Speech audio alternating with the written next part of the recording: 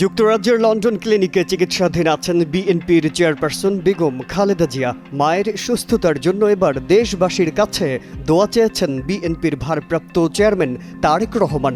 শুক্রবার লন্ডন ক্লিনিকের সামনে সাংবাদিকদের সঙ্গে কথা বলার সময় দেশবাসীর কাছে দোয়া চান তিনি।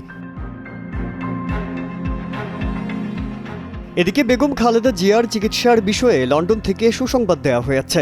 বিএনপি চেয়ারপারসনের চিকিৎসার অগ্রগতিতে ৮ সদস্যের মেডিকেল বোর্ড আলোচনায় বসেছে। মেডিকেল বোর্ডের এই আলোচনায় ভার্চুয়ালি যুক্তরাষ্ট্রের জনস হপকিন্স হাসপাতালের চিকিৎসকরাও অংশ নেওয়ার কথা রয়েছে। এমন খবর শুনে বিএনপির নেতাকর্মীরাও খালেদা জিয়ার সুস্থতা নিয়ে আশা প্রকাশ করেছেন। বিএনপি চেয়ারপারসনের ব্যক্তিগত চিকিৎসক মোহাম্মদ আল মামুন জানিয়েছেন, মেডিকেল বোর্ডে যুক্তরাজ্যের দ্য লন্ডন ক্লিনিকের 4 জন অধ্যাপক, যুক্তরাষ্ট্রের জনস হপকিন্স হাসপাতালের 3 জন চিকিৎসক, বাংলাদেশ থেকে যাওয়া 6 জন চিকিৎসক ছাড়াও বিএনপির ভারপ্রাপ্ত চেয়ারম্যান তারেক রহমান ও জুবাইদা রহমান থাকবেন।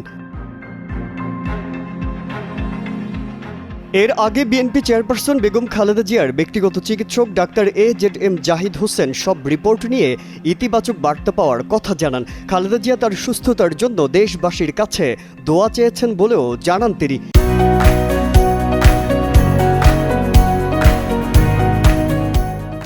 বিএনপি চেয়ারপারসন বেগম খালেদা জিয়াকে যুক্তরাষ্ট্রে নেয়ার সম্ভাবনা আছে কিনা এমন প্রশ্নের জবাবে ডাক্তার AZM জাহিদ হোসেন বলেন, বিষয়টি পুরোপুরিভাবে নির্ভর করছে চিকিৎসকদের উপর।